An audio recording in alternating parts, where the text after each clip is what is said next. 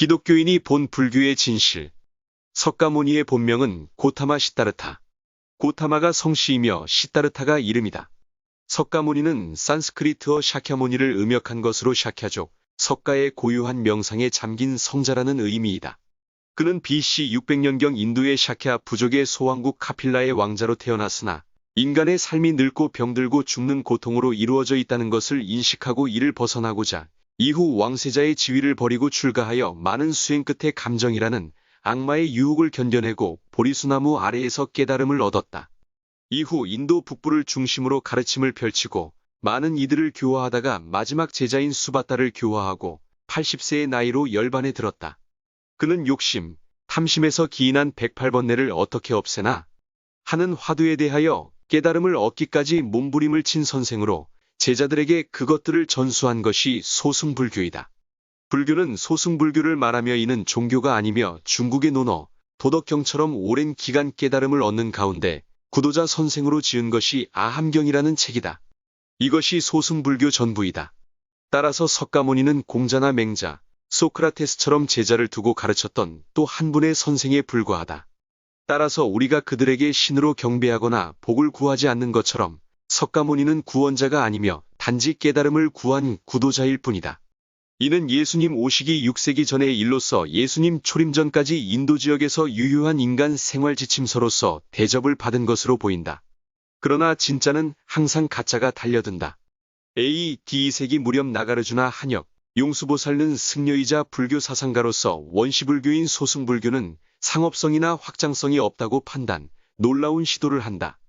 그는 예수님 십자가 사건과 부활 이후의 사람으로 나름대로 초대교회의 모습과 박해받는 기독교인과 영적인 예수님에 대한 정보를 아는 것으로 추정되며 법화경, 금강경, 반야심경, 화엄경, 아미타경 등을 만들어 그것에다 인도 계급제도인 브라만교를 지속할 수 있게 하려고 만들어낸 영혼의 윤회라는 기막힌 사후세계에 대한 아이디어를 접목하게 된다.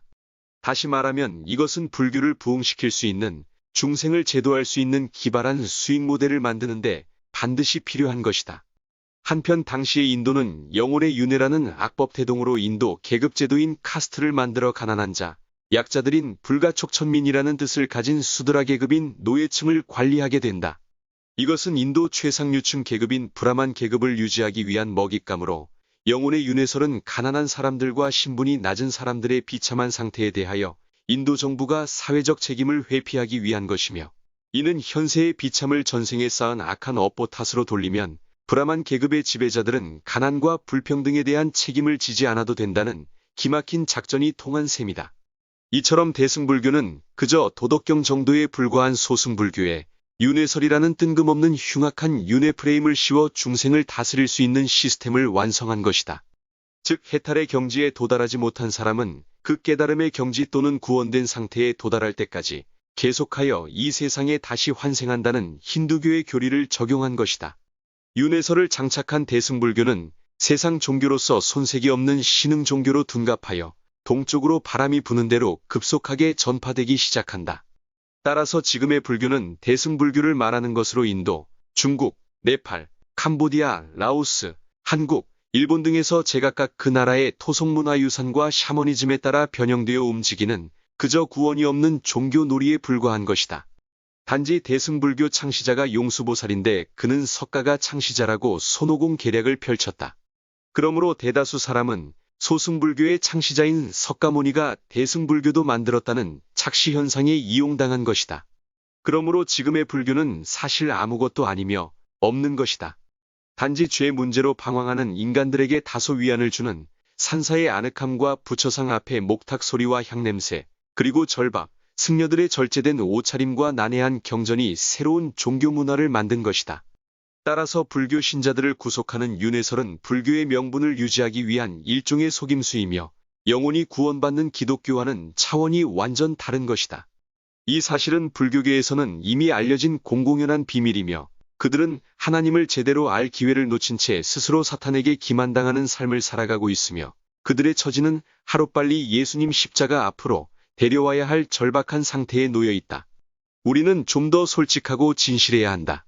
인간의 진정한 멋은 창조주와의 관계를 아는 것이며 나아가 하나님을 두려워하는 삶이다. 예전 한국 불교의 거장이었던 성철스님은 용맹정진과 철조망 폐쇄 수행을로 올랜 득도 끝에 얻은 깨달음은 선의 깨달음이 아니라 지금까지 60년 가까이 해온 모든 수행이 큰 오류를 범해왔음을 깨닫는 그 무엇이었다. 그 무엇이란 많은 불자를 속여 지옥으로 보냈다는 그 애통한 한스러움이 바로 그것이다.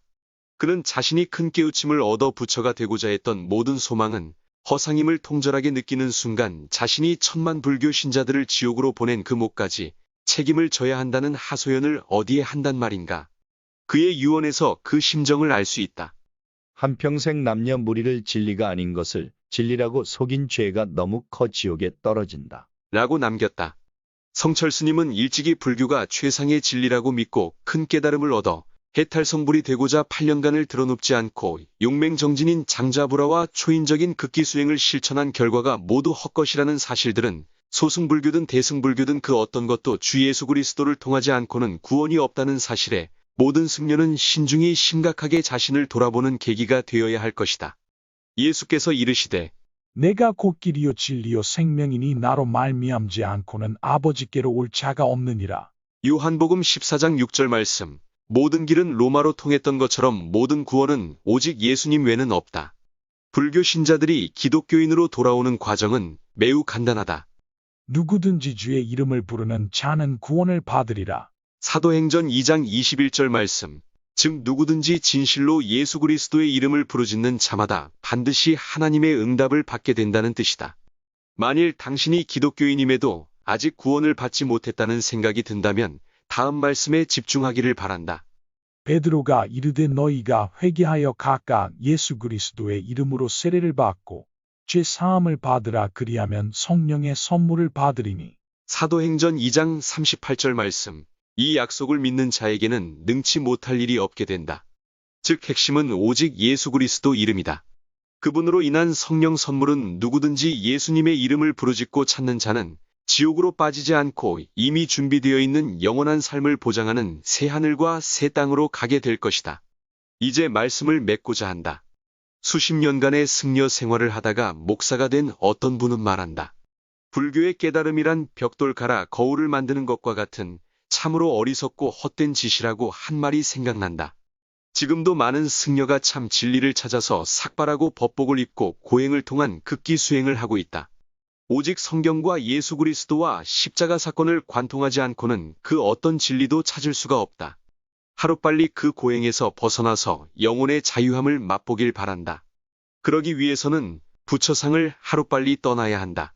조각한 우상을 의지하며 부어 만든 우상을 향하여 열국의 우상은 은금이요 사람의 손으로 만든 것이라 입이 있어도 말하지 못하며 눈이 있어도 보지 못하며 귀가 있어도 듣지 못하며 그들의 입에는 아무 호흡도 없나니 그것을 만든 자와 그것을 의지하는 자가 다 그것과 같으리로다. 시편 135편 15절에 16절 말씀.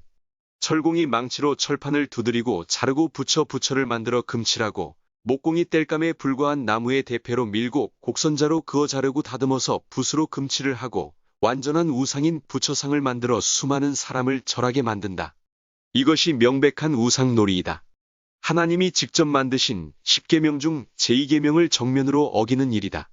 너를 위하여 새긴 우상을 만들지 말고 어떤 형상도 만들지 말며 그들에게 절하지 말며 그것들을 섬기지 말라. 무섭게 명령하신다. 세계적으로 수천 년간 우상을 숭배한 나라들은 지금도 가난에 허덕이고 있다. 동남아시아 등등 세계 각처에 널려 있다. 다시 반목해보자.